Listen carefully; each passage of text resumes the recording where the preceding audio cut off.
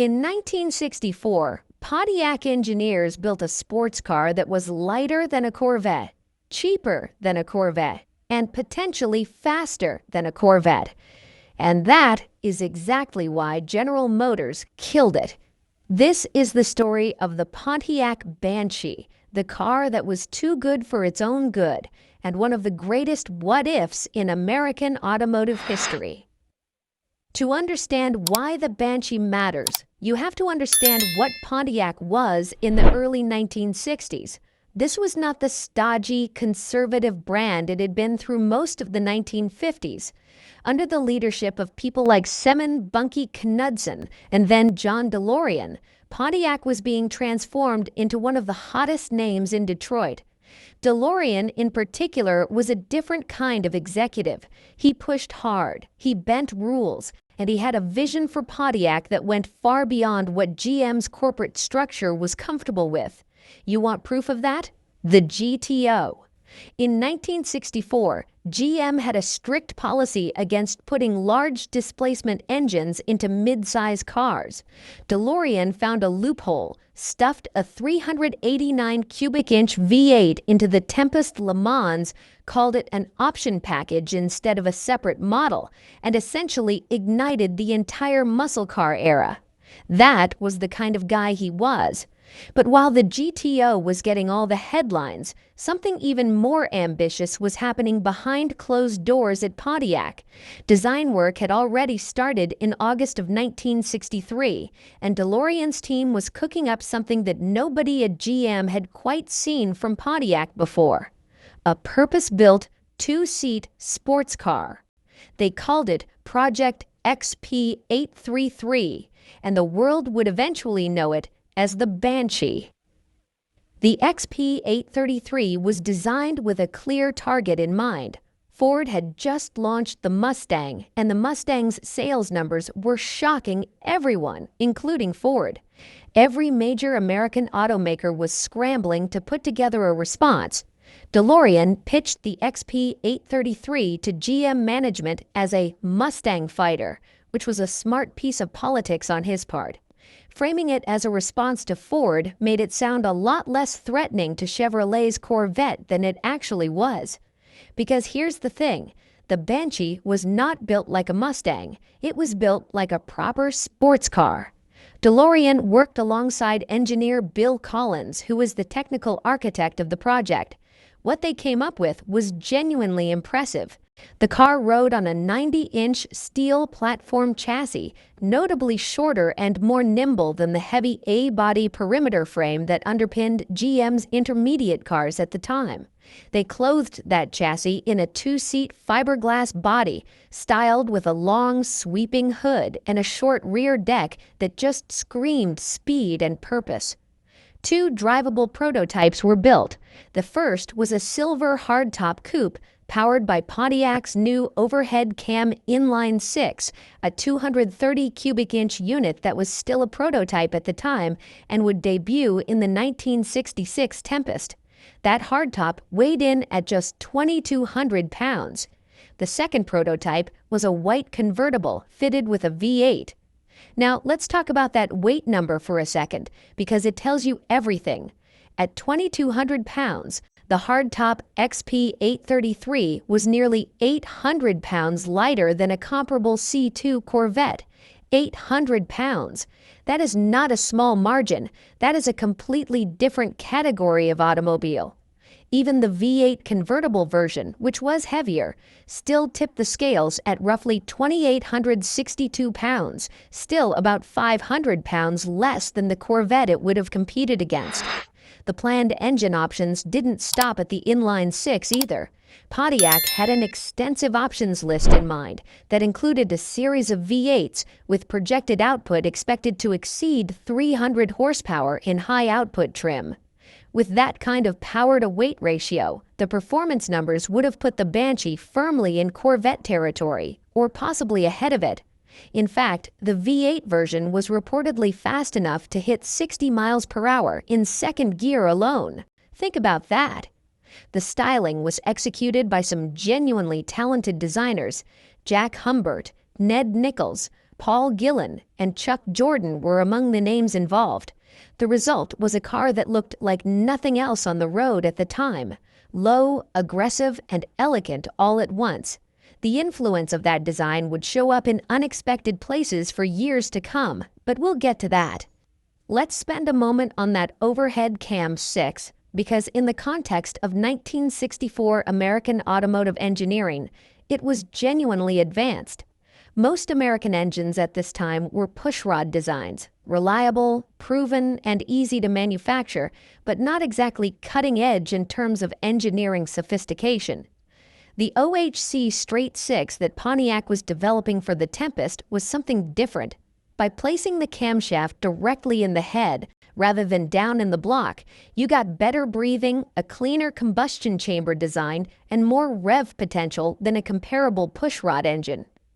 Rated at 165 horsepower in its base state of tune, the OHC6 wasn't going to win drag races against the big V8s, but in a 2,200-pound car, it didn't need to. The weight advantage transformed what would otherwise be modest output into genuinely spirited performance. This was European sports car thinking applied to an American platform. Light car, efficient engine, balanced dynamics. Not brute force, intelligence. And that, honestly, was part of what made the corporate brass so nervous. The Banshee wasn't just a threat on a spec sheet. It represented a different philosophy entirely, one that could have pulled buyers away from the Corvette without ever needing to match it horsepower for horsepower. In 1964, DeLorean presented both prototypes along with a full production plan to GM management.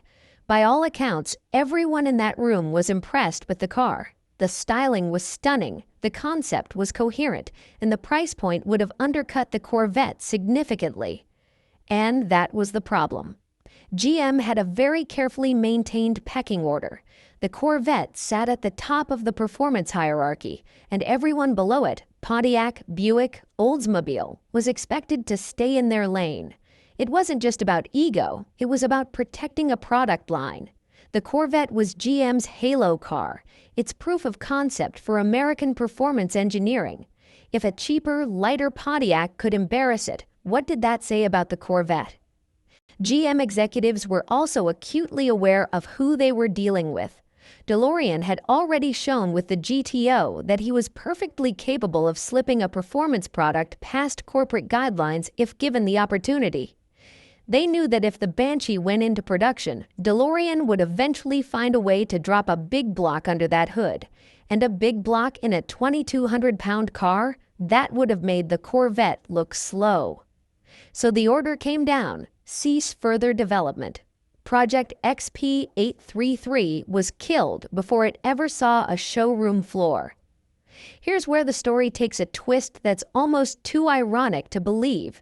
After killing the Banshee to protect the Corvette, GM turned right around and handed the XP833 clay model over to Chevrolet's design team.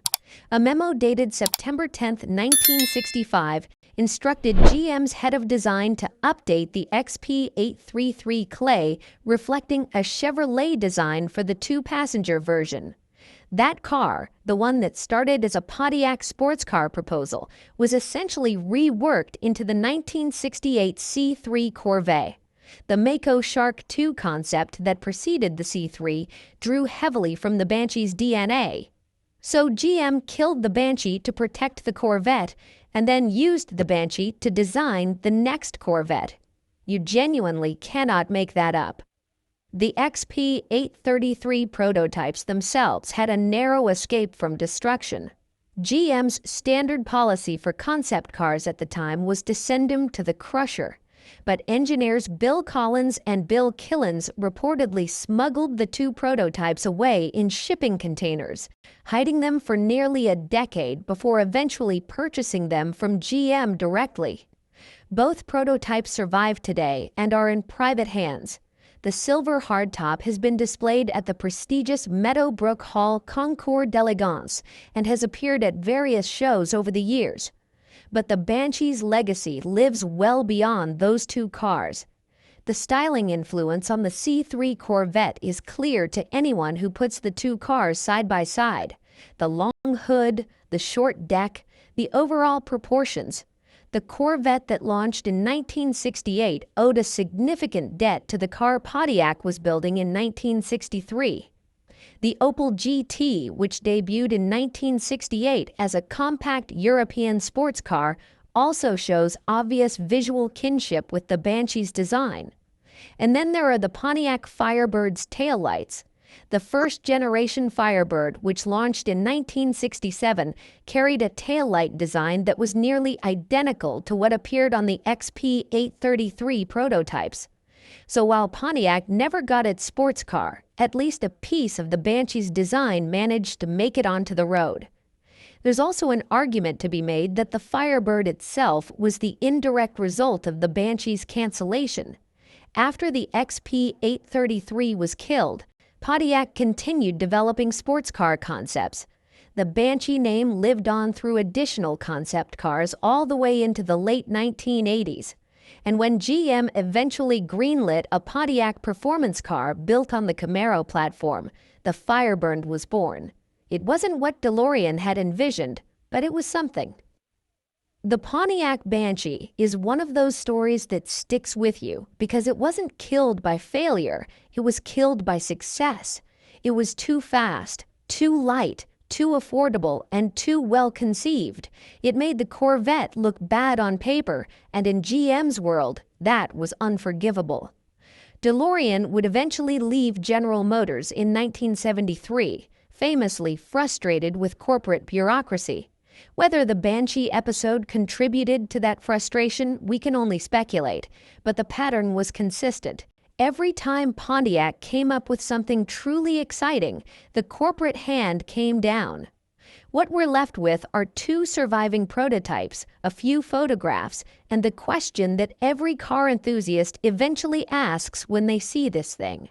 What would American performance history have looked like if this car had made it to a dealership? We'll never know, but the fact that we're still talking about it 60 years later says everything about what the Banshee really was.